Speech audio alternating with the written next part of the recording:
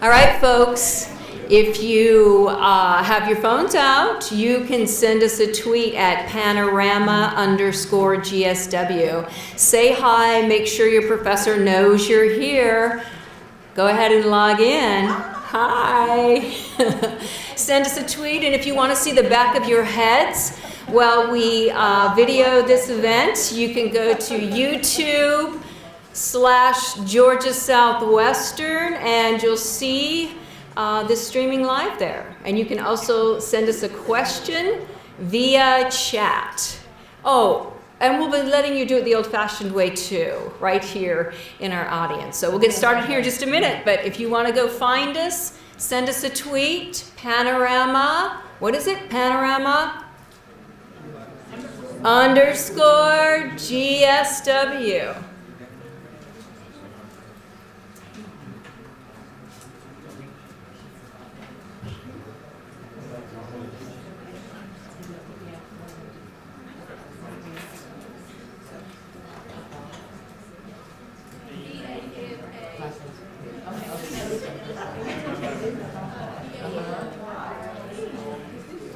Oh, really? Bob, are we good? Really nice. All right, I'm going to go ahead and get started. I'm going to be moderating our panel today, and I want to start by telling you what this is. Panorama is a new series of panels at GSW where we bring our community experts to the community for discussion. So you're going to see more panels in the future. This is just our first panel. This panel is on free and responsible speech in the digital age.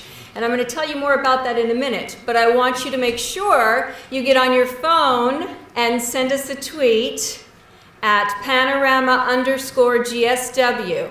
That way your professor will know you were here. Say hi, like us. Well, I guess that would be on Facebook. We're not there. So do send us a tweet. And if you want to watch the back of your head, we will be live streaming to the GSW YouTube channel, and that is youtube.com Georgia Southwestern. So what is all the hype about? What are we here? What are we doing? What is Panorama? Panorama is a new series. It was an idea by one of our faculty members. Dr. Joseph Camo said, we need some more community engagement. We need to talk about what's going on in the world. And I think a lot of us agreed that that was a really good opportunity. I became involved in this because I was asked to serve on a panel, a task force actually, to look at the issue of yik yak on campus. And, we moved slowly. I told SGA about this panel. I said, hey, everybody come. And they said, oh, yik yak, we're over that. But we're not over digital media. And I know that there are a lot of issues with how we use it and how we use it responsibly, what we can do with it, what we can't do with it, how does it become a productive part of our lives, and in what ways can it be harmful, and how can we minimize those risks. And so we really wanted to put this panel together because we feel an obligation to you as students in particular to help you learn how to live in the digital age in a democracy that has at its foundation the notion of free speech. Democracy really doesn't exist if you don't have free speech. So I was very concerned when the issues around yik yak came up. Some of the initial conversation was, and a request by a very earnest and well-meaning student for whom I have great concern, a student requesting that we ban it from our campus. If you don't know, my background is communication. Immediately somebody says ban or censor, I say, what? Whoa, wait a minute. That's not how we live in a free country. But I do think that some of the things that we are allowed to say in this democracy are very harmful. And so we need to figure out how to live together and have free speech, responsible speech, and know what ways we can combat things like hate speech. So I was on this task force, and this idea of putting this panel together came up, and I want to thank those on the task force. If you're here, give us a little wave, send us a tweet. I appreciate your efforts, and What we're going to do today is give each of our panelists just 5 minutes, and I've warned them, I will yank them from the stage. They're going to have 5 minutes to give us different perspectives on this topic. But most of all, we want a conversation. We want to engage you and to hear your perspectives and to hear your questions. So this is really more about dialogue than lecture, and that's how we're going to run the Panorama series. We will bring what expertise we can to the panel, but we want it to be a conversation and not a lecture. So that's what Panorama will be.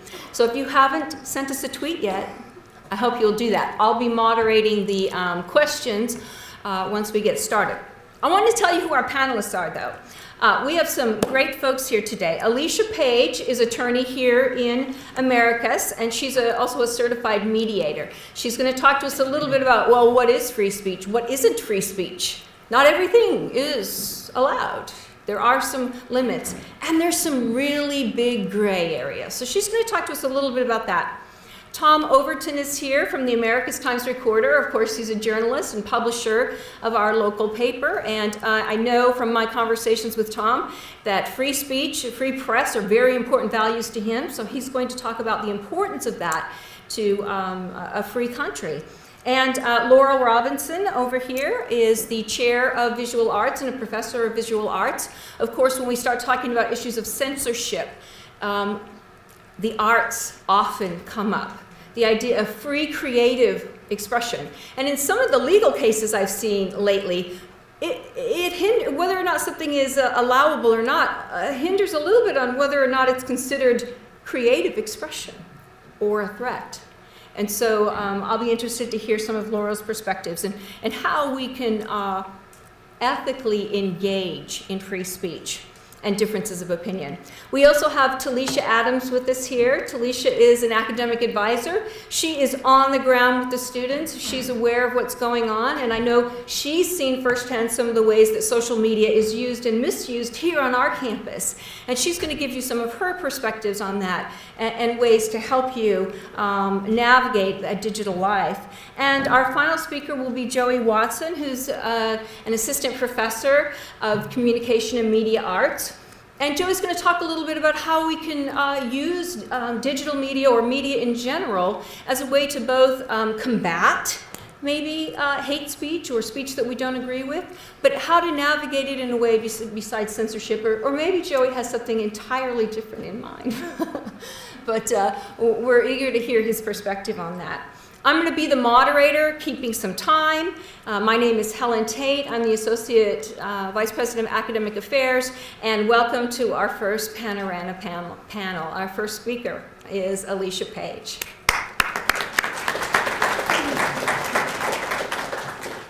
Good afternoon. I have been given the daunting task of summarizing a legal framework of the freedom of speech in 5 minutes, so I'm going to do my best. I think we should start with the First Amendment. It's 1791 was when we did the First Amendment. First Amendment, the most important amendment, right? It says, Congress shall make no law respecting an establishment of religion or prohibiting the free exercise thereof or abridging the freedom of speech or of the press or the right of the people peaceably to assemble and to petition the government for a redress of grievance. Wow, that's a lot. So we're talking about just a little part of that now, freedom of speech. 225 years of the Supreme Court interpreting freedom of speech. We've got some protected freedoms, some unprotected freedoms, things we like, things we don't like. Some examples of protected speech, whether you like it or not, are symbols. For instance, in the Vietnam War, students were allowed to wear armbands in protest of the soldiers going off to war. Cross burning has been protected as a freedom of speech symbol. And flag burning in 1989, I don't know if you guys remember, some of us remember when that was protected as a free speech symbol. Some things that are unprotected, there's several things, when it hits some of the highlights, fighting words, incitement. Someone yells fire in here and we all run out for no reason. That's not necessarily protected free speech. Obscenity, child pornography, harassment, or a threat. There's a difference between saying, I hate the president and I want to kill the president. I think we can all agree there's a little bit of a difference there. Interesting, the Supreme Court has been struggling with how to treat the internet. Is it treated like the press? Is it treated like the things we say on the street. I mean, there's specific problems with the internet. It's instantaneous, it can be anonymous, and it can be voluminous. So the Supreme Court in 1997 decided that internet speech was protected like free speech. It's not like the press. They considered it's not like a broadcast. It's more like a publisher, more like a mass communication. So you've got your freedoms there. They're protecting the internet for that. But does that apply to apps? I'm not sure. On your cell phone? I don't know. On university campuses, and simultaneously, I know you've all heard, we've got this net neutrality and open internet type discussion going on. So that's kind of parallel to that. There's been a lot of litigation on university campuses surrounding the banning of different types of internet communication. Just recently, University of Michigan, Arizona State University, Ohio University, Chicago State University, Iowa State University, Citrus College in California. 4 of those were just filed in July. There are a couple of targeted litigation projects for free speech on university campuses that are interesting. The ACLU has an internet censorship Don't Filter Me project, and the Foundation for Individual Rights and Education, called FIRE, has a Stand Up for Speech litigation project. So this is a hot topic, and I think we're on the cutting edge. I hope you guys agree. So I hope that is a fairly simple and understandable framework for you guys to work off of today. All right, thank you.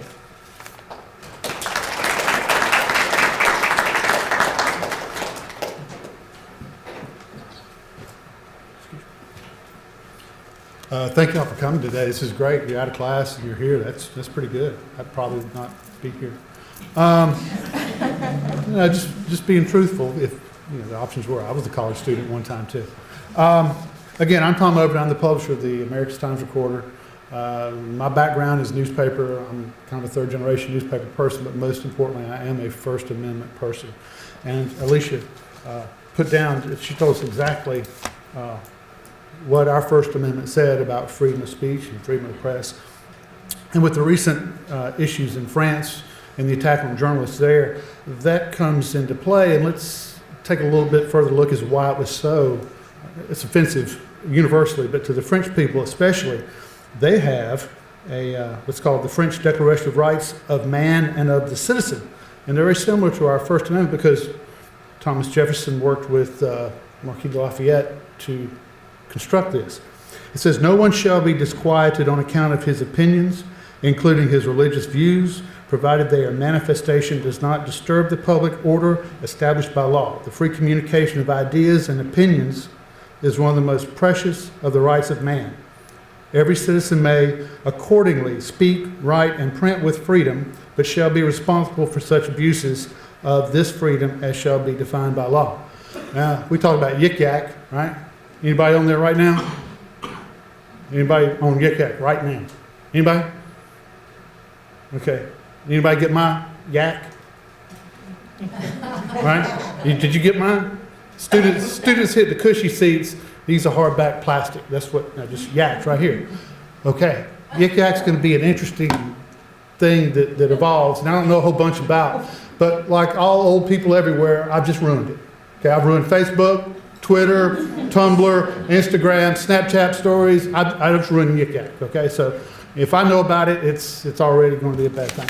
But let me before we talk about any Yik Yak in particular, just a couple of other free speech things. Sorry, I didn't mean to be on my phone during the middle of this, but you encouraged it, Helen, so okay, I'll be on my phone too. The United Nations says saying everyone has the right of freedom of opinion and expression. This right includes freedoms to hold opinions without interference and to seek, receive, and impart information and ideas through any media, regardless of frontiers. That's the United Nations Universal Declaration of Human Rights. A couple of other neat little things I picked up at freespeechweek.org. That was back in October. And it happens to come on when our town council here in Americas was seeking to limit the time or input for citizens at the end of their meetings. So that was kind of a pretty important topic at the time. But here's something, George Orwell, 1984, Animal Farm. He said, if liberty means anything at all, it means the right to tell people what they do not want to hear. I thought that was pretty good. Frederick Douglass said, to suppress free speech is a double wrong. It violates the rights of the hearer as well as those of the speaker. That was pretty good. And one of the last ones that I thought was really interesting is the only valid censorship of ideas is the right of people not to listen. I think that's pretty germane to this topic, because if you're on Yik Yak and somebody's bullying you on Yik Yak, which when it came out, that was kind of the thing to do because it's like the bathroom wall. You know, everybody's gonna write, oh, you know, he's wearing high waters or whatever. If it's that ugly thing, get off Yik Yak. Okay, don't do it. I don't know. It depends on what you think on things. As far as freedom of the press and freedom of speech, I'll tell you, they are not hand in hand. Freedom of the press is controlled by those who own presses. Think of that. The folks at Charlie Hebdo said, we're going to put this out there. And they had to face the consequences. With this freedom comes responsibility, and that's something that you have to balance in everyday life. You know, you really do. I get information and people send me things to publish or have for publication in our multimedia cross-information portals that we have. We're not just a newspaper anymore. And we choose what we decide to publish or not. There are ugly things out there that people do, and there are ugly things that are published in this community. Don't agree with them, don't like them, I abhor them, but I fight to the death their right to do that. And that's what this is all about, this discussion of free speech and what it means to you individually and how responsibly that you take this freedom. And don't take it for granted. If you've ever been outside of this country and know there is no such thing as freedom of speech in a lot of places. Thank you, Helen.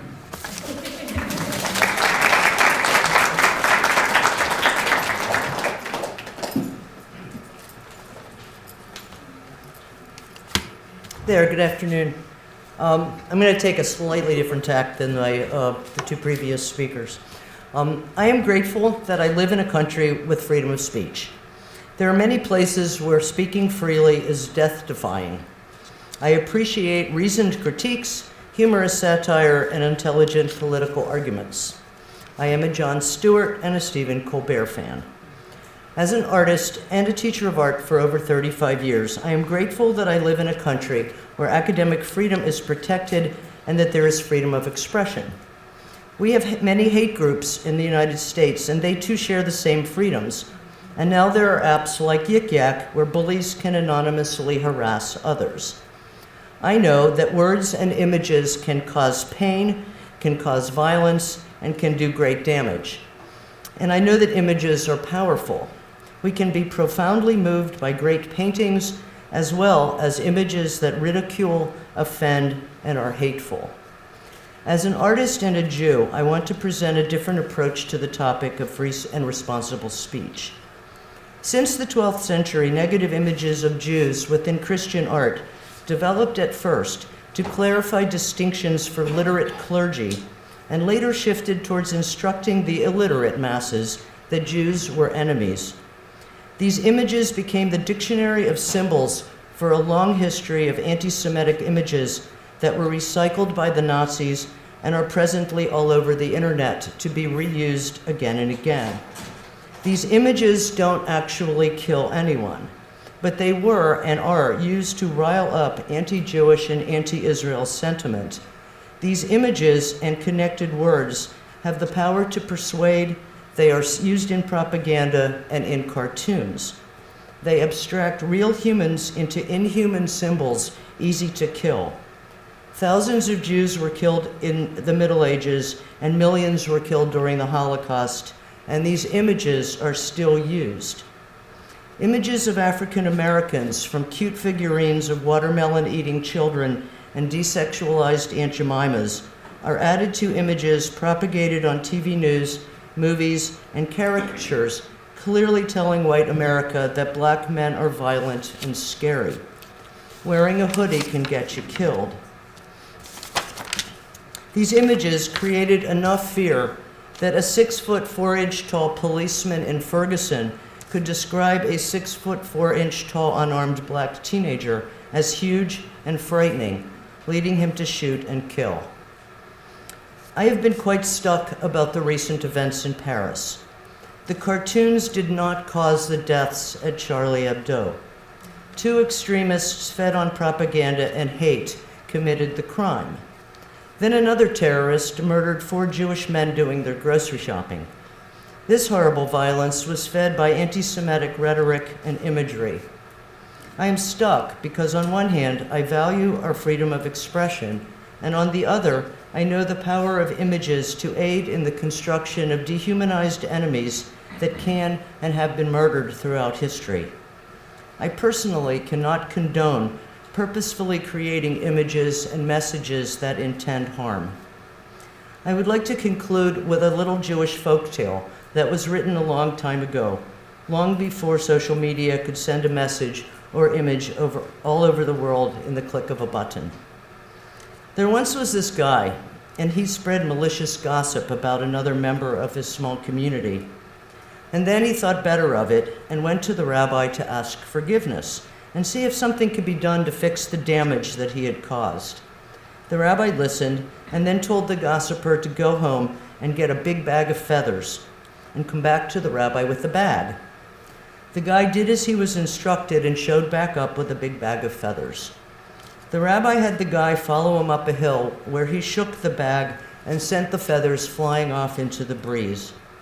The rabbi then told the gossiper to go and gather up all the feathers. Clearly, once we let loose malicious feathers, we really can't get them back. Once an image is sent on Facebook or Twitter or any of the other social media, off they go, and they can cause great damage to others. What I would like to share is the notion that as educated people, we should be grateful that we live here where we can exercise our freedoms. We should consider the humanity of others because we send words and images out of that bag that perpetuate hatred or cause offense. We can be critical, we can laugh at good satire, we can, in fact, participate in exercising free speech within an ethical framework. Thank you.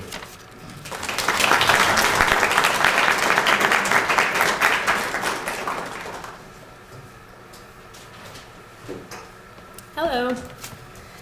So my segment is on the impact of social media directly on students at GSW.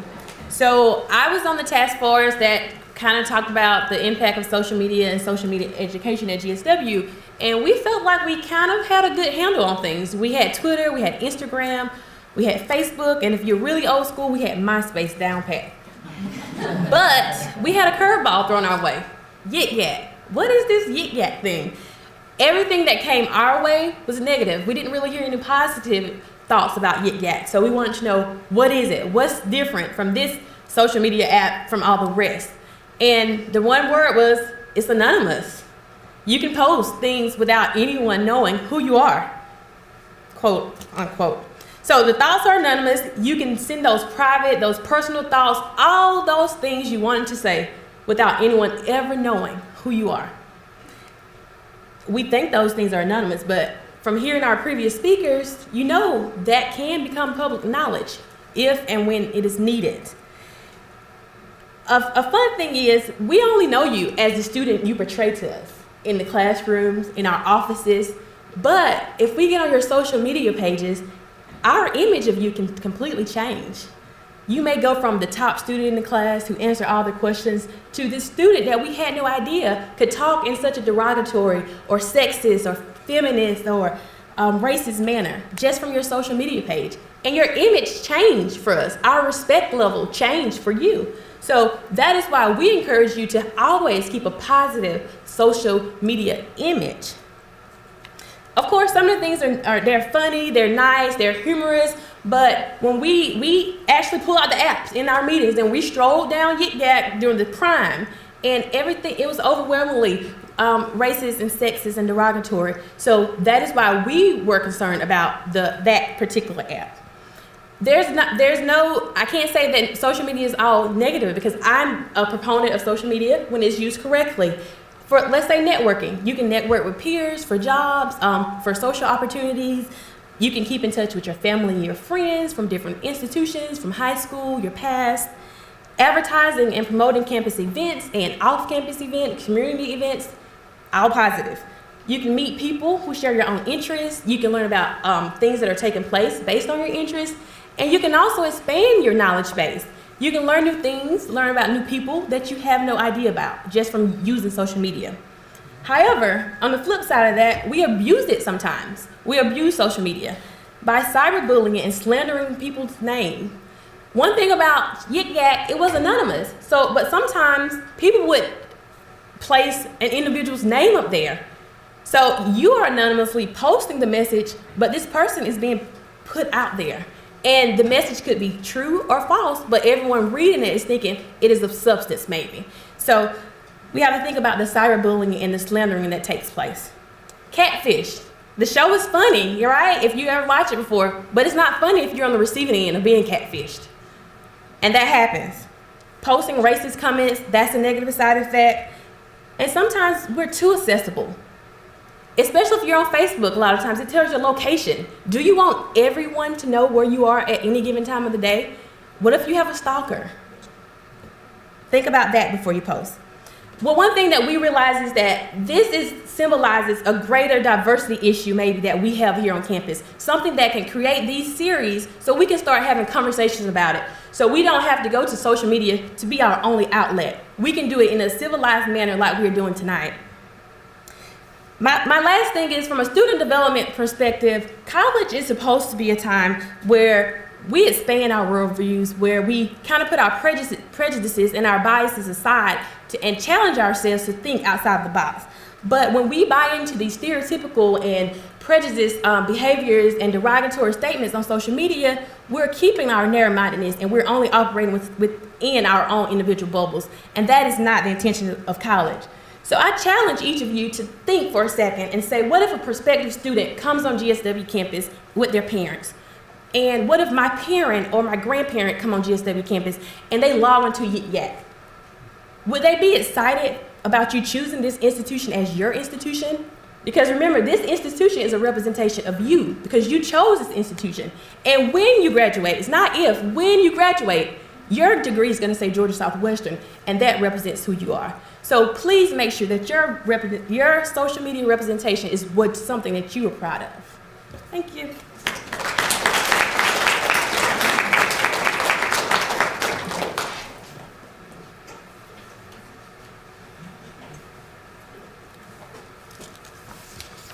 What's up?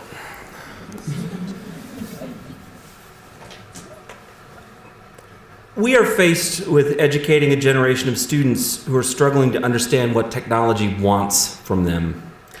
Because speed is such a dominant characteristic of new media writ large, there is often little time to digest from a communication perspective what the full ramifications are of this, and speed does not always produce efficiency or even usefulness. In fact, it encourages spontaneity and carelessness. Some might call this unfiltered speech. What is Yik Yak? Is it a forum for hate speech? Is it where I can go to find out what the move is or what the cover is going to be at Dilly tonight? From 2007 to 2009, some of us remember juicycampus.com. It lived and died on college campuses. It was Yik Yak version 1. These are case studies. They're case studies in what happens when people say things easily, spontaneously, and with perceived anonymity. Yik Yak is another site among many in the digital sphere that is predicated upon likes. It wants your data. It wants it because it wants to generate revenue. I can tell you what I believe it to be in its essence. It's a virtual bathroom wall.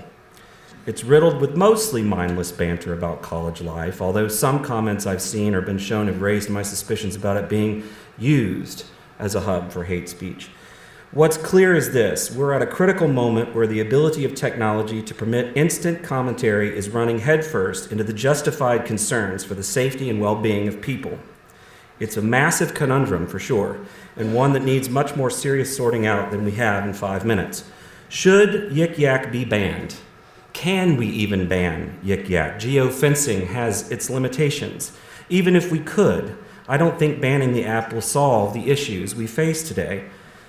The American stance on free speech is what makes us unique as a country in many ways, and if the incredible demonstrations during the Arab Spring movement have taught us anything about how powerful a force social media can be for a democratic ethos, then we realize that censorship is not the answer and likewise can't even be pulled off.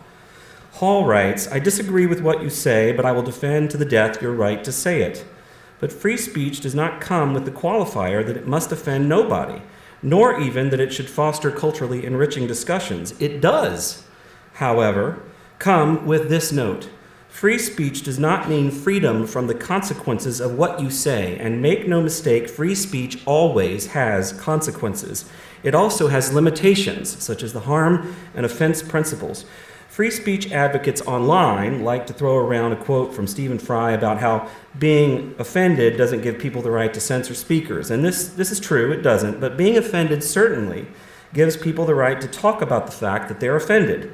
If a student calls me, for example, an ugly terrorist liberal Nazi professor, I'd be intrigued, but I would also not be censoring them by offering a rebuttal. I'm not even censoring them by deciding to block or otherwise not interact with them. Free speech does not mean you have the right to a captive audience. In fact, free speech means that if I hear something I don't like, I'm well within my rights to say this is garbage and I don't want to listen to it. If I choose to comment in a public space, and make no mistake about it, folks, social media is a public space. You can expect challenges, be they argumentative or legal. Don't raise your voice, improve your argument. In Gainesville, Florida, an evangelical pastor sets fire to a Koran. In Illinois, a neo-Nazi group announces it will march with swastikas through a neighborhood of elderly Holocaust survivors. The Westboro Church is coming to town. Such repellent speech would be illegal in many countries, but almost every proposal to limit offensive speech shares a common attribute. Its proponents are confident that if we give authority to prohibit the speech they disfavor, then the authority will then use its power in the manner the proponents intended. They are almost certainly wrong. The truth is that when an authority decides which speech is permissible, its exercise of that power is almost always driven by political considerations, not principled distinctions, and it will be exercised almost always unpredictably. The founder of the ACLU, Roger Baldwin, puts it well when he says, in order to defend the people you like, you have to defend the people you hate. Freedom of speech is a core liberal democratic value. This country is different from what we used to be. And we are also different from what many Americans want us to be, but we still try. So, what do we do about this? Well, we can encourage lawmaking bodies to hold entities like Yik Yak to a different standard of obligation. We can fight back. Yik Yak removes content reported or disliked by its own user community. Let's adopt movements such as the National Read Mean Yik Yaks Out Loud. You guys seen that? Several universities are doing that now. In the end, it is about deciding what kind of university environment we want to foster and support, and students are the ones who lead the charge here. They possess more power to enact change than they typically realize. In 2013, a noted communications director named Justine Sacco tweeted, quote, "Going to Africa, hope I don't get AIDS, just kidding, I'm white," end quote. Controversy erupted while Sacco was reportedly mid-flight with no internet access as her tweet was shared and grew in epic notoriety. A trending hashtag #HasJustineLandedYet, quickly appeared on Twitter as well as fake Facebook accounts and websites. Her employer announced her termination on national news. All of this occurred before her plane even landed. Remember, folks, free speech has consequences and it has limitations. But we're here to help and we're here to listen. Thanks.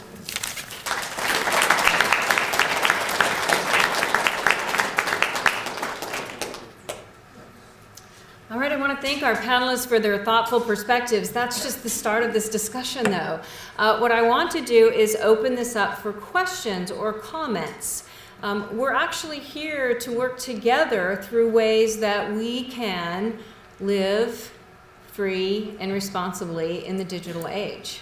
So we have folks with microphones if you want to make a comment or ask a question on both sides of the rooms. Yeah. Mic here, please. Right here, in the front. Right here. We ask you to use the mic so that we can hear you on the YouTube channel, too. All right. This So, this is a comment. I think that if you, first of all, if you have got to post something on Yik Yak, especially something negative, A, it's public. B, nobody knows who you are. C, if it's negative, you don't have, obviously, you just told the whole world, hey, I don't have the guts to say this to the actual person, so I'll just post it on Yik Yak. Yeah, that's Think about it. yeah, it's a good point. I think a lot of times we use it as a way to vent, and there are better ways to vent than to put your, as we used to say, dirty laundry out, right? But certainly it does provide some sort of cover for the person, but venting, not all that helpful, I don't think. Would any of our panelists like to say anything about that? We have another question over here. Yeah, instead of looking to an authority or the school or anybody that's not us, can't we regulate it? I mean, we can regulate it ourselves. I mean, can't people just look at their thing and see something hateful?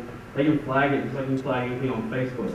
As long as the app has that, then it's kind of in our hands to dictate what we can and cannot do with these apps. I appreciate that comment because I think that's what we wanted to do. I didn't read the email that was sent to the president from a student on our campus who was asking for help. Please do something. Please ban this. I didn't read that email, but I was very concerned about that student. And I wanted to tell all of our students, we need to put this power in your hands. If you see content that is hurtful, you can stop it. You can down it on Yik Yak. 5 downs and it's gone. And so it really is in your hands to own the kind of community that you want to have. And that's what we want to do, is give that back to you. So I appreciate that comment.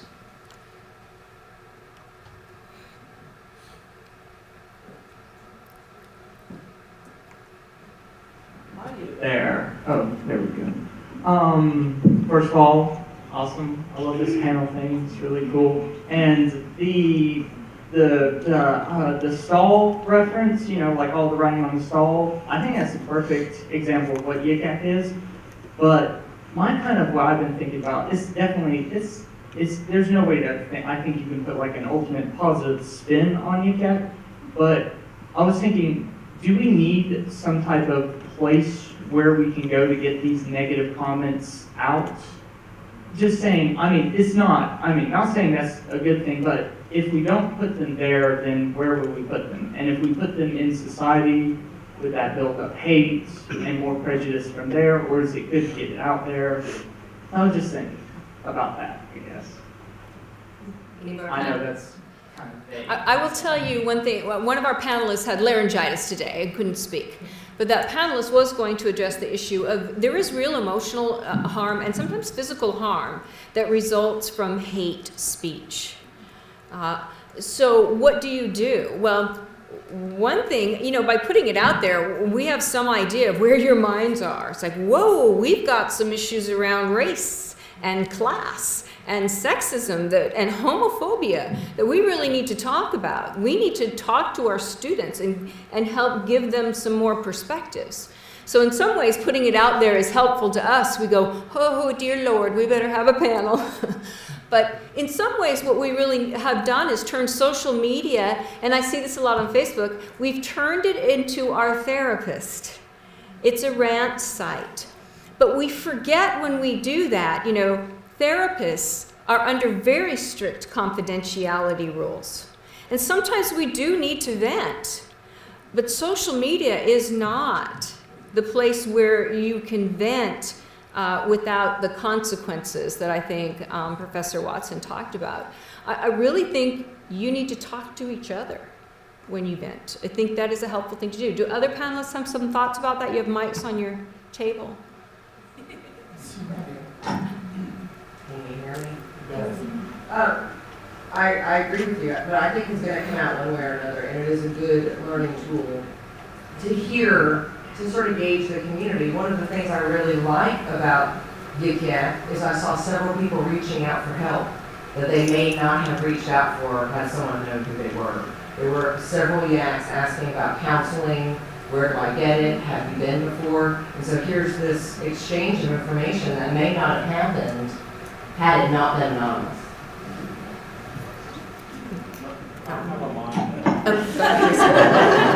Please be my guest. So earlier you talked about the happiness and monitoring the gapping in our hands. Well, I just want to say to people who are getting hurt over it, there's a terms and service from Apple when you sign up to download an app. You don't have to download it. You don't have to look at it. If you're getting hurt by it, you should not even have the app on your phone. So I'm just saying to all of you that have it, that are getting hurt out there, you have the option to delete the app. You have the option not to look at it. And 2 points. I came. 2 points. I came. I get 2 points on this.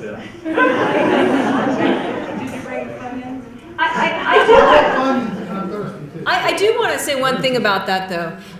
When someone puts things out, yes, we do have a choice not to engage and not to look.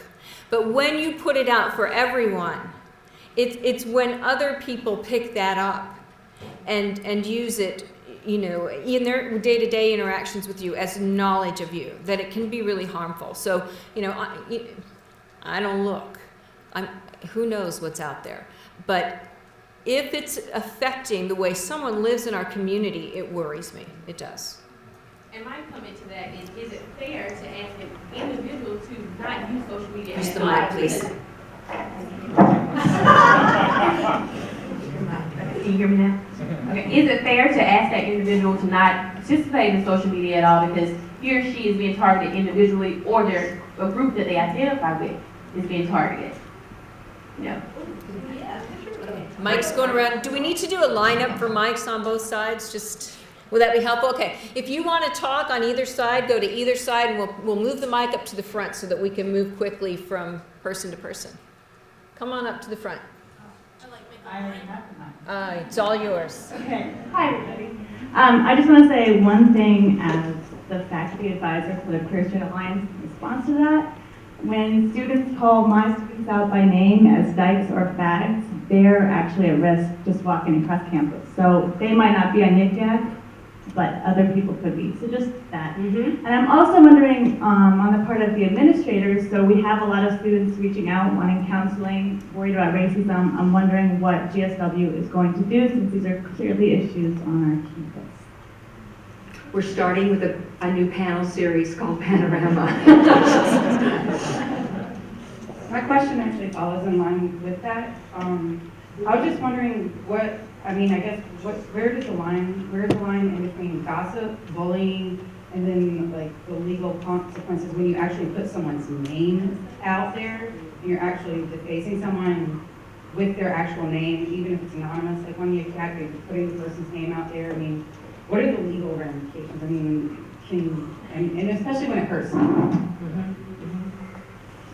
That's a really interesting question, because without the anonymity, you do have legal repercussions. You can defame someone, you can sue them, you can get money from them, you know, which is awesome, right? That's one of our rights, is to sue people for money. But if you don't know who they are, how do you sue them? How do you get them to stop? I mean, that's a fascinating question.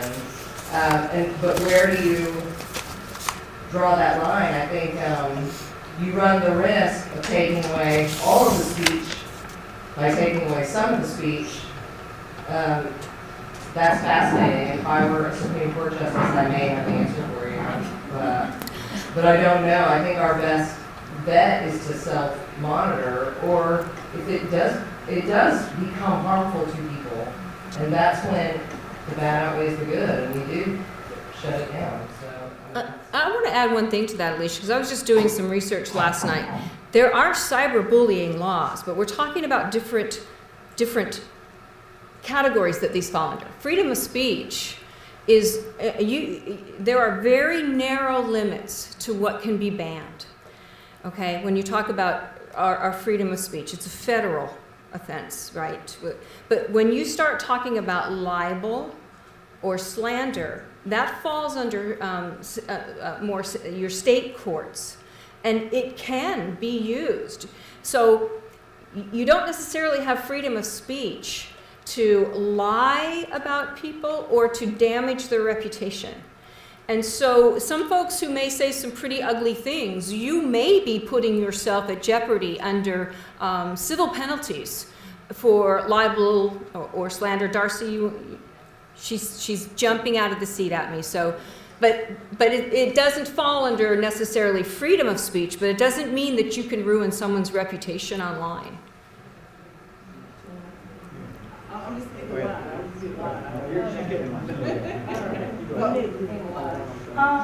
I want to speak directly about what I've seen on YIT and address it to the university directly. Okay, so everybody knows YIT has racist comments, and not everybody agrees with those racist comments. There are people who say, okay, these organizations are racist, and you never see white people out here, black people here. Instead of the university saying, okay, let's ban YIT, why not the university they try to, do more things to involve diversity directly instead of in an organization that's, let's say, mainly black.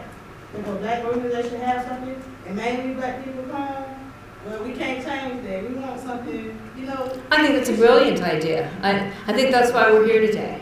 Because I think we recognize that we have racial, homophobic, sexist atmosphere brewing, and none of us wants to live that way. So we need to have a conversation. Racism is a problem on our campus. Homophobia is a problem on our campus. And I'm really glad that it's out there so we can start to say, hey, we need to have a conversation. We need to sit down across the table. We need to look at what we're doing to help you develop a framework for living in a diverse community that may not always agree, but always respects each other in disagreement. And that's part of what being in college is about. We're not all going to hold the same opinions, but we will work together, and we need to listen to each other respectfully. Yeah, and we're here. We're hearing it. We want to make a difference. I want to say that words don't give those ugly words power over you. And first of all, there's this girl on YIT that's always talked about, and my friend, she talks about her too. And I asked her one time, like, what is it about her that you do not like? And she told me, like, she really couldn't give me a good reason. And she's not the one that's posting it, but she likes the stuff and she makes a comment on somebody else's comment. And I'm like, why are you giving into that ugly, comment? Like, it just bothers me. It's kind of a mob. When we point fingers at each other, it relieves us of looking at ourselves. And so scapegoating goes back to, ancient biblical times. You find someone else to burden with what you don't like about yourself. And I think I want to see if any of the, I'm talking because I'm here at the mic, but I want to see if some of the panelists have some thoughts on that. I think we need to help our students learn, to develop their own sense of self so that they aren't in a position. Most bulliers have been bullied. The research on bulliers indicates that most of them have experienced bullying. And so we really need to look at ways to help students get over the harms that have already been done. Do we, panelists, want to add anything or other?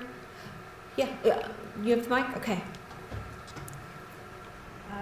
YIT in general is an app that, as he said before, is something that you have the option of downloading, like you agree to terms and conditions and whatnot. But the thing is, it's a forum really, and it'd be empty. Like without the people who contribute to it, YIT really is nothing. So I'm not saying this to disenfranchise people who have been hurt or offended by the app, but honestly, when you get on YIT and you read these comments and you're upping and you're downvoting, you have to understand that you've already signed a contract and you choose what lets you hurt you.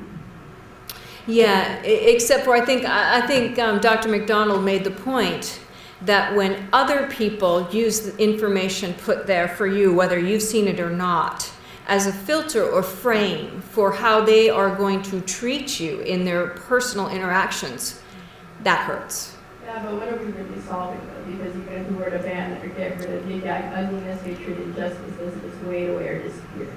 Correct. And I don't personally support banning it, but you need to figure out what you're going to do with it. It's your social media. Hey, Ellen, can I say something real quick? You know, racism and homophobia, all these things, all these prejudices have been around forever. This is just another outlet that people have discovered to do it. We are now have evolved. You guys are in the digital age. You've evolved into a exhibitionist, voyeuristic society. And I hate to say it, but I mean, that's just the way it is. And I got my son's there, he's on his phone, he's doing this. We're all doing the same thing. I'm wanting Funyuns and something to drink, you know, just like, you know, a lot of y'all. Thank you, that's good. But Yik-Yak is not anonymous. Big Brother is watching y'all. University of Georgia, back in September, they had a guy who said, if y'all want to stay alive, don't be at a certain place at a certain time. And guess what? He got met, and he got thrown in jail. 2 felony counts. Okay, they track you by your IP address, so they know. They say they don't keep it very long, but you're never actually anonymous. Never. And don't forget it. And about your branding thing, you are your own brand. It's how you brand yourself. Like Felicia was saying, you know, you may be the best student in class, but there's some pictures from spring break in Panama City you're not too proud of. Neither will your mother or your daddy or grandmother or future employee. Yeah, I'll check that out. I'll check out your Twitter feed and see what you got going on. How many friends and who you follow. Oh, you follow that? Maybe not. You're not going to work with me. Just say. I think some of the research on cyberbullying suggests that the best way to approach this is the same mob that attacks. I mean, you are the social media.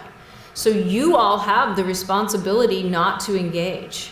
And when you see it, you stop it. If no one steps in, you know, the bystander syndrome, I may not be gay, I may not be black, I may not be whatever it is that, you know, is being attacked.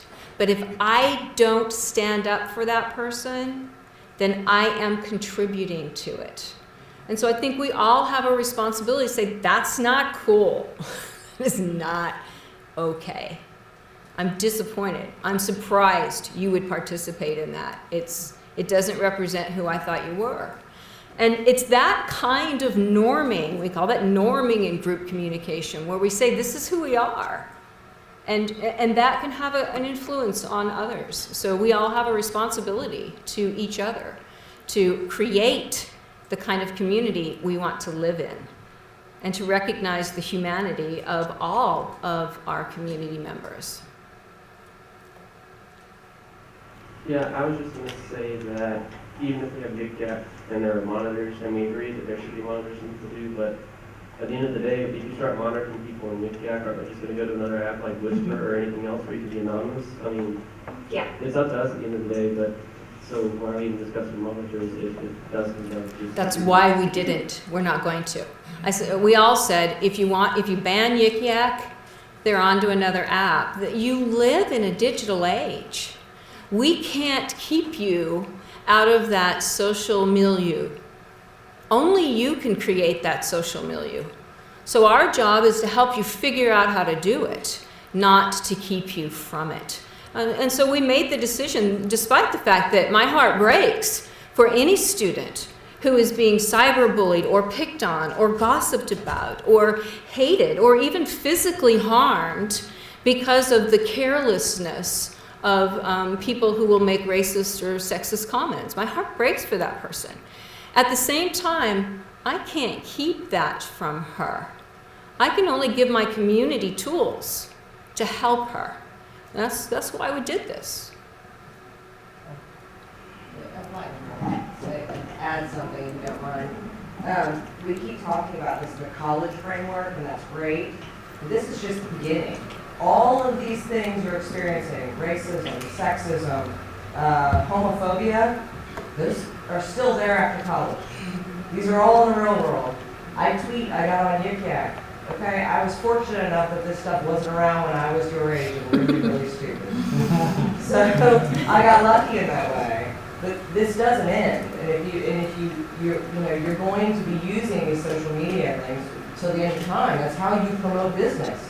I've got a Facebook page for my business. That this is what you do.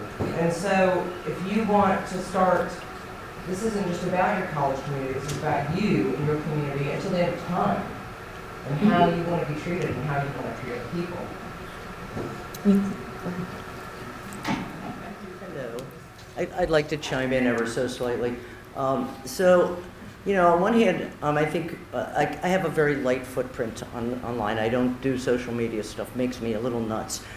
It just seems like a time pit that I don't necessarily want to play with. I do understand what it does. And I think it clearly for some people it's a lot of fun and they find out what's going on and it's very nice. There's this other place which what I'm sort of hearing, and it's like this notion that sexism and racism and anti-Semitism and all these things are just going to always be there. And I would like to suggest that they're always there because we allow them. And so, you know, the question is, I think, and I am an idealist and I am an artist, and I think that I have to teach from a position of some idealism. And I do think that, how things stop is the same way things start. And so at some level, like, what is our responsibility and participation to not participate in racism and to not participate in homophobia? And how do we do that? And I think that that's the really personal kind of place that I claim that you ask yourself, like, where do you sit ethically? And if what it is you're still like all, in some sort of adolescent behavior of like, I'm going to chit chat anonymously on these apps, and too bad, like you just don't sign your terms of agreement. Like, I totally concur. It's like, I might not be on it, but you could say all kinds of horrible things about me and someone could shoot me. And I would never know where the heck it came from. So I think that that's the issue, that you're not thinking through real carefully with this whole idea of like what it is that is said and how does it, and would you want someone to say that to you or about you? And there's like the fun of the anonymity of it just seems like casually not responsible. So it's not about censoring, it's about maybe you're just ethically thinking through whether you want to like perpetuate things that are pretty horrible. And are there ways to be somewhat more considerate of other humans? So, I live in the big picture place and think that there's other bigger questions that one could ask and answer.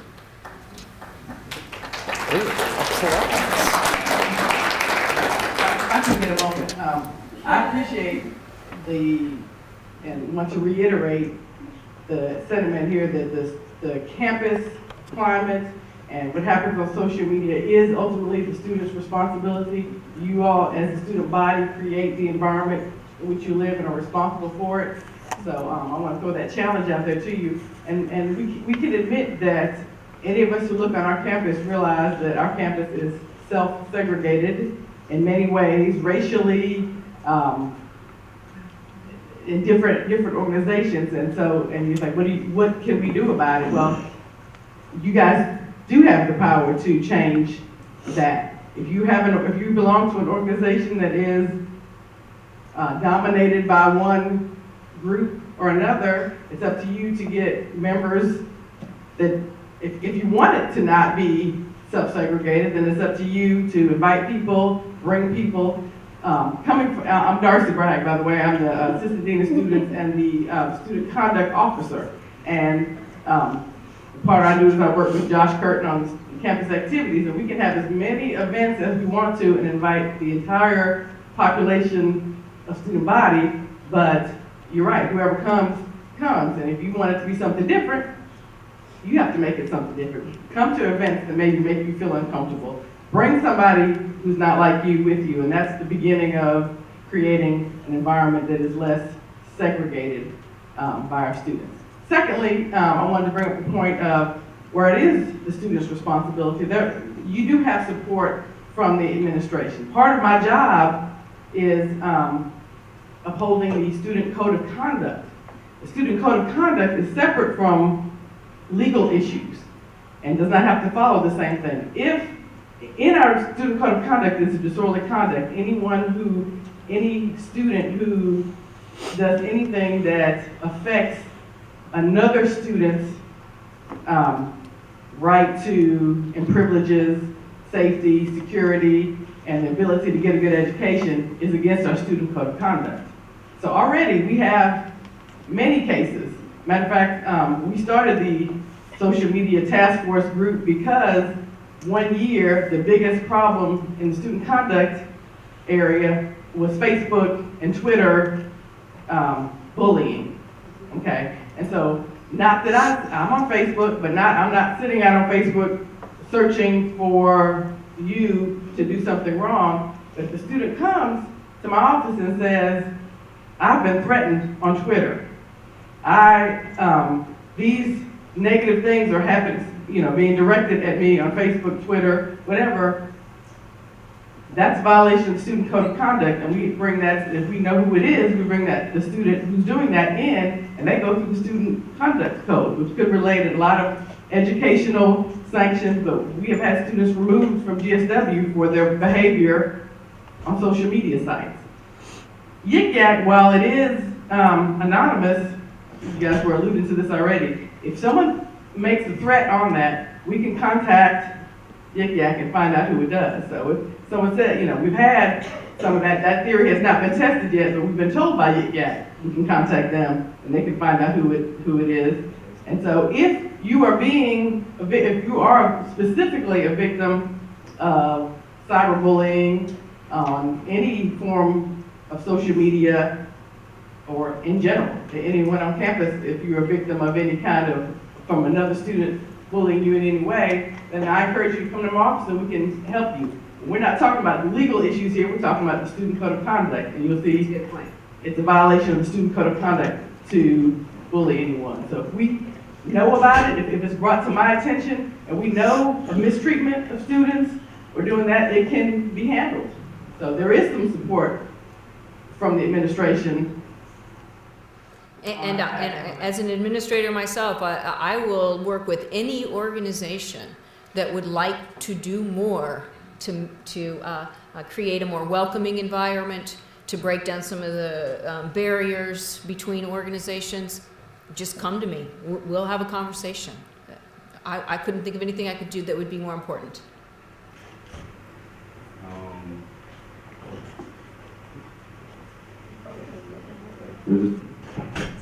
All right. Well, okay, on Yik Yak you have, most of what I've seen it's just stuff you see in college, everyday life. But the stuff you see, the racism, the homosexual slander, hate speech, all that stuff, it's hurtful, but it's no different from what you see from like the KKK, hate groups that you see out there. And sometimes they say even harsher stuff than you see on Yik Yak and stuff, but you don't see anybody really telling them that they can't say that, they're not allowed to say that. They kind of, like they said, get different people to kind of regulate and get people not to believe those things and believe those hate speech. So you can't really ban it or stop it. All you can do is just tell people what the right thing is to say, how to make things better and stop, kind of weed it out in a sense, and just weed out the bad slander, hate speech, and everything. So I don't feel like you should ban it in a sense, but just weed it out. Yeah, you're right. And I think that was part of the title of this panel, Free and Responsible Speech in the Digital Age. And I think some of our panelists made the point that free speech doesn't mean speech without consequence. So when you participate in hate speech, you may well be the target of that speech. And as much as I despise hate speech, I would not censor or ban it. I'm going to speak back. And that's what you have as a voice. Your best weapon against hate speech is your own voice. And if you stand by silently, you might as well be participating. And so I think as an institution of higher education, we care that you think about these issues. And we care that when you leave here, you will be citizens we want to live with. That you will have a broader understanding of difference of opinion. That just because I do not like what you believe, or I disagree with how you view an issue, I respect you. And if we could live in that community, we'd be in pretty good shape. Because the only other option would be to ban hate speech. And I don't think anybody wants to, I don't want to go down that path. Because too many important values would be lost. Yeah, you're right. We can't ban it, and we are not going to. But we hope you'll join us in creating a community that doesn't tolerate it as participants in silence.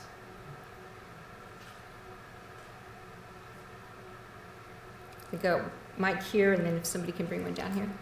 Yeah. I wanted to follow up with what Dr. Tate just said and the discussion that's been going on. And I really like this discussion. I think it's very valuable. It's really important. The digital aspect of this discussion is a relatively new phenomenon, but these discussions are old. And as somebody has pointed out, these prejudices are old. And part of a university education is that we expect you to encounter people who think differently than you do, who are different. And one of the things that we hope everybody will learn, and I can tell that many of the people here are already experiencing it, is how to discuss those differences, how to engage in a conversation with somebody who feels differently than you do, and keep that conversation at a civil, reasonable manner, and leave the conversation. You may not change your mind, but being able to respect the other person. So, we hope that with those sorts of discussions and with this sort of approach, that those prejudices will at least get smaller, even if we can't make them all go away. So I really am thrilled that you guys are engaging in this discussion, and I hope that you will go back out into the university community and carry this conversation further, because that's part of what we ought to be as a university community. And Mike, right back here, I think it's going to be right behind you. Can you pass yours right behind you? I was going to have to. Oh, okay, and then. I was curious if you guys thought that the social media age that I guess we're in and is not going anywhere, is it more divisive than, say, before it was around? I mean, it seems to be easier to call someone a name online than it would be to their face, basically, because of more immediate consequences or whatever. So I was just wondering if this digital age of social media, to me it's kind of like a tool, it can be used for good and bad, as anyone can. I'm wondering if this avenue is broadening those divisive gaps, or if it's actually helping lessen them. I'll attempt some answer to that question as the old person here. I think that, again, it's like, I think the way people talk to each other is shifting, and it's easier to do anonymous kind of weird things. But what I wanted to say was I recently watched something on television where it was a Harvard scholar who wrote a recent book on a study that he did that I thought was pretty interesting and appropriate for this conversation. And it was, they took different groups of people who were like-minded versus people who had varying views. And they put them in rooms and they asked them to talk to each other. And the people that were not like-minded, and they were all different people sitting in a room, and they had, some people had extreme views on the left and some on the right. By the time their conversation was finished, they had sort of heard each other better. And they kind of moved maybe a little bit towards the other side, just enough to listen. And then the people that were, and it didn't matter if they were all lefties or righties that were sitting in rooms together, but because they were like-minded, they just reinforced each other's positions to the point where they in fact moved farther to the right or the left. Like they weren't willing to listen because there wasn't anyone to listen to. So to me, some part of the social media network is that like-minded people can find each other. You know, that white supremacists online easily can find each other and have very wide-ranging conversations that are were way harder when you had to write a letter, or you had to go in a different forum and have a meeting in a local area. I think it's true of all kinds of interest groups. So I think that it has the potential to kind of make people more polarized because they can find their like-minded groups to have conversations with. And the flip side, it makes it easier to talk to anybody. So I think, again, it's like, how are we going to use this so that we understand that maybe you would grow better if we had conversations where we weren't always sitting with people who agreed with us and saw that there were other kinds of ways that we could have conversations. So I thought it was an interesting study and maybe has something to do with what we are asking. I'd like to make a comment. First of all, really, I think this is a wonderful opportunity for us to get together today. I came in a little bit late, so excuse me if this has been mentioned previously. But it's wonderful that this is held today, okay, on this particular day. You know, a mere 10 years before my birth, Russian soldiers found 3,000 people that were remaining still alive, barely, in Auschwitz as they liberated that concentration camp. And you think about how is something like that possible 10 years before my birth, okay? How many opportunities were missed when people spoke really in harsh, violent manners against Jewish people, against people that were Roma or Gypsies, or gay or lesbian people, or people that was the other. And who stood up for those people? And reiterating many of the things that have been said today, we all have that opportunity because people don't exist in isolation. Before they get on these platforms, they're around us and they make statements, they make gestures and comments. What do we do when they do so? There's not a simple way, but we all have to be each other's keepers, okay? Because all those people that perished there during the Holocaust, those were our people. And when we start realizing that the others, that's really us, we become a little bit more humane and we can really make inroads against this really hatred that exists in our society.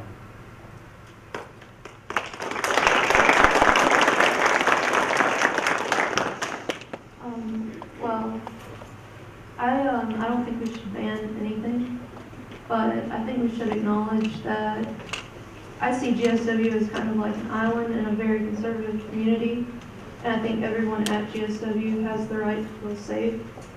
And even though everyone has the same right to use Yik Yak or Facebook or whatever the same way, I think we should acknowledge that there's a whole culture at GSW that is condoning whatever is being said, no matter if it's like negative or positive. And I think that's a lot of apathy to say that if you get offended, then you should not use it. I think you make a really good point, and I want to tie it back to Darcy's point. Just because your speech is free and we don't ban the medium you're using, it does not mean that we don't have the right to. In fact, we are obligated under federal law, because we receive Title IX. We receive funding under Title IX. We are required to provide every student a safe and equal educational environment. So when there is bullying of a student or group of students, our obligation is to have that handled through our judicial process. So I do want to emphasize that, because I was very concerned about the idea of censorship and banning, and I understand, right, I believe that. But it doesn't mean that we as a community won't use our own policies to make sure that our students are safe. And I want to emphasize what Darcy said and what you just said. If you are bullied or you know of bullying, please report it. It is against our guidelines that provide your financial aid. We don't get your financial aid unless we provide an equal learning environment. So that's not a free speech law. That's about providing an equal opportunity for every student who comes here to learn. And you can't come here and learn if you're afraid to leave the residence hall, if you're concerned about what's happening to, what might happen to you when you're walking across campus. And we will address that, and we should. Give me if I'm sounding like somebody I'm not, but y'all, we're adults. And we take on the responsibility of posting on social media, no matter what network it is, Facebook, Twitter, Snapchat, I think one of the panelists named them all earlier. You're posting at your own risk. In other words, whatever you post, you basically sign a contract saying, hey, I'm going to post this. Yeah, there's a risk of backlash, good or bad, but I'm going to post it. And let me also say this: if you hate somebody or something, chances are you hate somebody else in your lifetime. And if you do hate, please think about it. Think about what might happen before you post. See, where's my picture? Even though we can't ban it yet, I don't think you can't do anything about banning it. But my thing is, no one will really truly understand the true impact of it until they're in there. I can't quite hear you. Just a little louder. Just talk a little louder. Oh, I'm sorry. I feel like no one will really understand the true impact of being bashed on Yik Yak until their name is the one being posted. So my question is, what would you do if one day your name is on there? How would you feel? I believe everybody have that one little secret that they don't want nobody to know. Just imagine that being posted on social media and you don't know who's telling it and you can't do anything about it. Imagine if that was you. And as a person, I have been bullied before because I'm plus size. So people tend to pick at fat people. So sometimes people, when you're bullied, you lash out at others because people have been picking at you. Not saying I ever did that, but when a person don't know how to control their emotions or their feelings, they'll lash out at other people who have done nothing to them. So just think about that before you post. What if someone was to post your deepest, darkest secret on Yik Yak? Which is a whole nother issue about managing identity management, which I'm sure I know our student affairs folks have done some work with, but you know, Talisha was absolutely right. Ms. Adams said, you are creating your image to the world, and you really ought to think about that. The harm is a great concern, but you are setting your own reputation. And we look. You think we don't look. We do.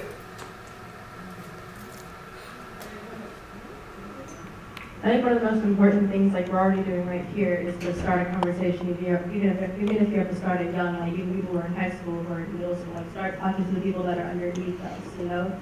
Because we have to understand we're all like-minded, we're all coming from the same background, same stories. Like everybody, like whether y'all admit it or not, like some of y'all go on Yik Yak and everybody is just like you, you know, there's nothing to cuddle and watch dance moms, I don't know, whatever. But there's a quote I like. And it's, you know, for if you suffer your people to be ill-educated and their manners to be corrupted from their infancy, that what is first is perceived that you first create peace and then punish them.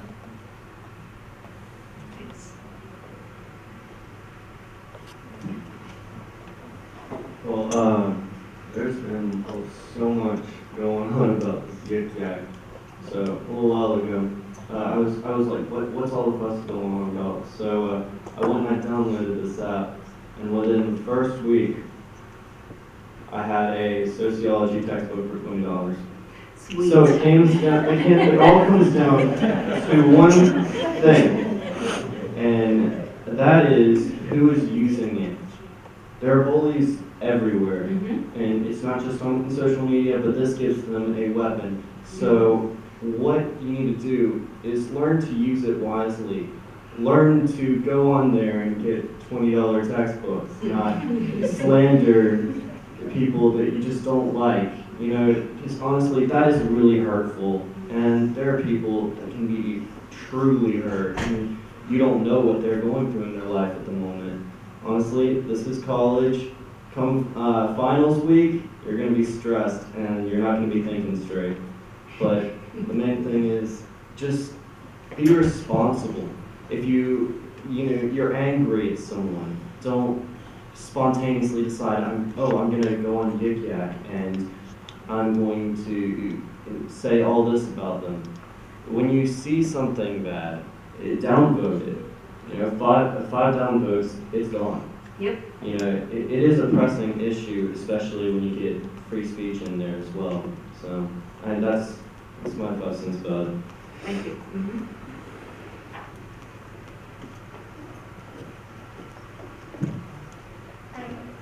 Say that when I first downloaded Yik Yak, I became really saddened, and I was really ashamed to come from a generation that such a large percentage of us participate in things that were said and the way that we called people out. And I think it's really easy for us to lay in bed at night and get on Yik Yak, and we're in our dorm room, nobody knows who we are, what we're saying, but I think we often forget that sometimes there's someone out there reading it who's being targeted, and that's very real to them. So to all the people saying, oh, they don't read it, it's not real, just because you're not looking at something doesn't mean it's not there. And there's a quote that says, there's never a man more blind than the one who chooses not to see. And so I think that by us recognizing, and all the students who are here today, whether you're here for a class, for extra credit, or if you just came on your own free will, I think it's really good that we got the conversation started now than before it all just exploded in something really bad that couldn't be controlled. Because now we're taking action, and it's up to us to have a call to action for the whole student body to say, Yik Yak isn't going to be used for this anymore. It really is in our hands, and I really just hope we all take responsibility for what's being said on our campus. Thank you. I have a question for the panel and everyone in here. It seems like everyone today is in agreement and on one accord, so a lot of us really in here aren't spreading the hate message. So my question is, how do we get the message to the people that are spreading the bullying outside of here? Now that we're having this collective community discussion, how do we now get it out to the people? How are we going to discuss it amongst each other on how to get the message? In addition to that, I've been hearing the word community spread out here as well. Community is not just on the college campus, school life, it's also in Americas, the city. Southwestern is very prevalent and very interactive with the community. Chick-fil-A, that's brought in a lot of new people. Visitors during basketball team games, that's a lot of visitors. Yik Yak isn't just dedicated to the students, it's also dedicated to whoever's in that surrounding area. So how are we going to get that message out to the community when people just come on and they talk about us? How are we going to have, like the MLK convocation, it was open to the public. Are we going to have an open discussion to the community, to Americas? What are we going to do? What are we going to do to get the voice message? Like I see the stream online, and that's probably one step, because Yik Yak isn't just here. Like I can go to UGA and I can see what UGA is talking about. So, well, how many of you have gone on Yik Yak and posted a nice message or a statement, I should say, about our panel? Yeah, that's my comment to the question. You can go on Yik Yak and other social media outlets to post positive things. And back to the her point beforehand, when you see that out there, downplay it. You can't and say that's not reflective of our campus community. If they continue to post it, you can't control them, but you can control your own actions. So that message will spread if enough of you are posting opposite messages. If you're seeing negative, post 2 positives. So it can downplay that negative message. Vote down and post positive. Exactly. There's a slogan for you. And other things you can do is, all of your different student organizations on campus, your respective organizations can have these type of dialogues and invite people to these discussions. Because it starts with you.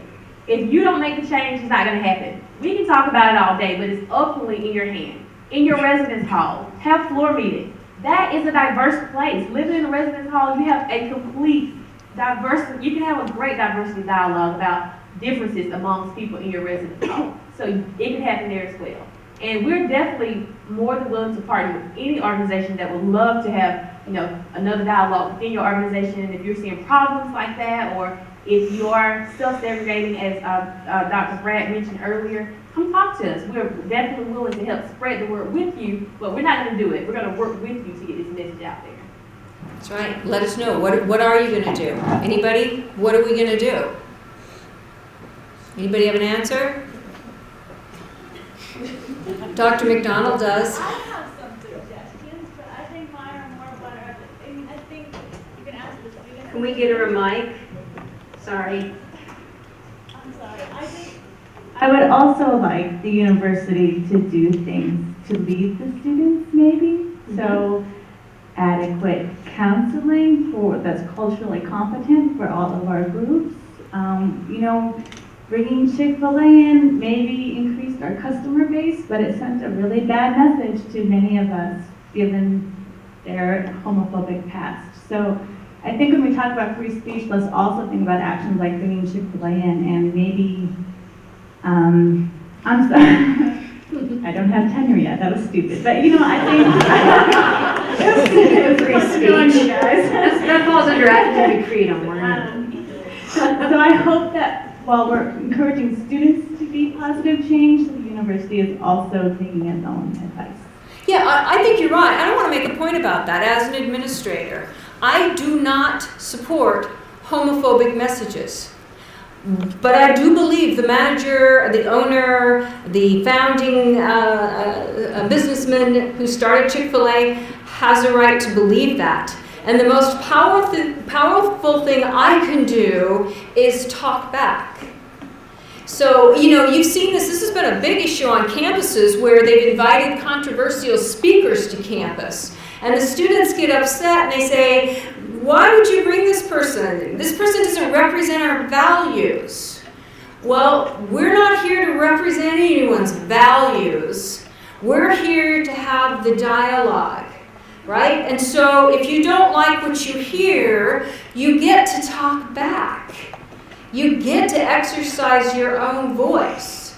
And Chick-fil-A is not, the owner of Chick-fil-A, although they make a tasty diet lemonade, is not a representative of my values. We don't see eye to eye on that.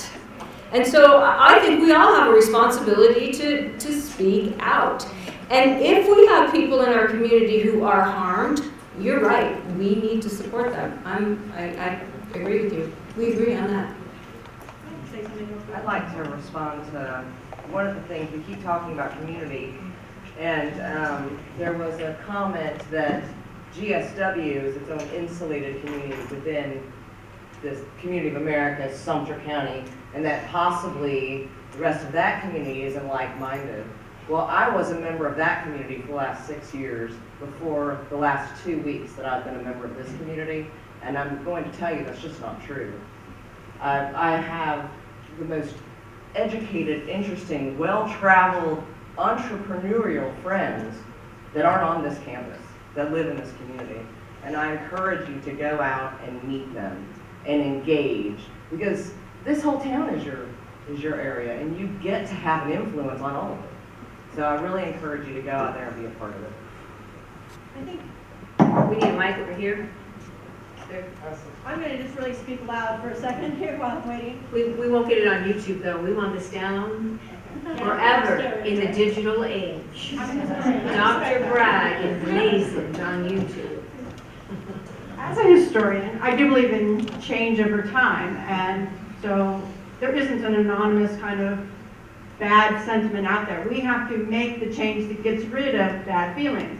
But I also think that we don't have equal voices, and this is one of the problems that I have. I mean, I don't believe in the statements of Chick-fil-A's founder, and I'm not going to support Chick-fil-A with my dollars. So I don't know what it tastes like, because that's my boycott. Yes. But I'm a small voice, and by giving Chick-fil-A a statement on this campus, you have expanded its voice, which is, of course, one of the larger problems we have with the emergence in, party politics of the power of the dollar. Mm-hmm. So in a practical sense, if we have these ongoing issues of the power of the individual versus, big organizations, one of the other things that we have on this campus is also the ability of students to sort of speak out as much as possible to combat the power that's given to others. So I would challenge everyone to practice your values. If you don't believe in the statements of Chick-fil-A, boycott, but also make that known, because we need that support to make the individual voice louder. And downvoting may be very useful, but ultimately then it hides perhaps ugly things too. So you have to stand for things that maybe you aren't part of. And this is speaking to what Dr. Hunter also raised. The importance of stepping up and providing a different voice. I don't think that's enough. The individual needs to have essentially a kind of stimulus, a kind of boost. We can't just simply say, speak out against it, individual, when there aren't that kind of stimulus for the larger powers that be. But at the very least, right now, we should both be aware of the stimulus and then think creatively, how can we attack that? Absolutely. You should get to group together on social media and start working on that. I agree. Yeah. So I was thinking from previous classes with other professors and things that there's a group of motorcycle/old veterans that would block hate sentiment towards soldiers being buried. That's people coming together, people with like minds helping. So if you want to bring it to the campus level, since we got to start small because we are college students, like you could put together a committee or some students that are really dedicated into flagging things, or if someone feels scared to walk to class or walk somewhere, I can dedicate my time for an hour or two a day to walk on certain days.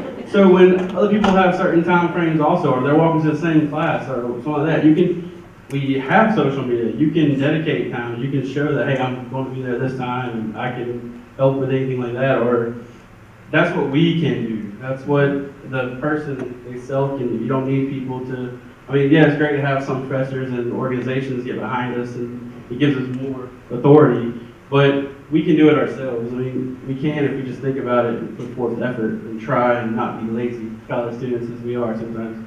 But, we can help. And if anybody wants to start it, I personally cannot start it probably, but I will dedicate my time to where I can and what classes I'm going to. I'll walk with somebody from point A to point B or help anybody like that. So it's something we can do, and you can get together a committee and help, like I said, flag. You can get together 5 people, it takes 5. So get together different, if you want different races, you want different class, you want different gender, get together a committee, however you want to do it.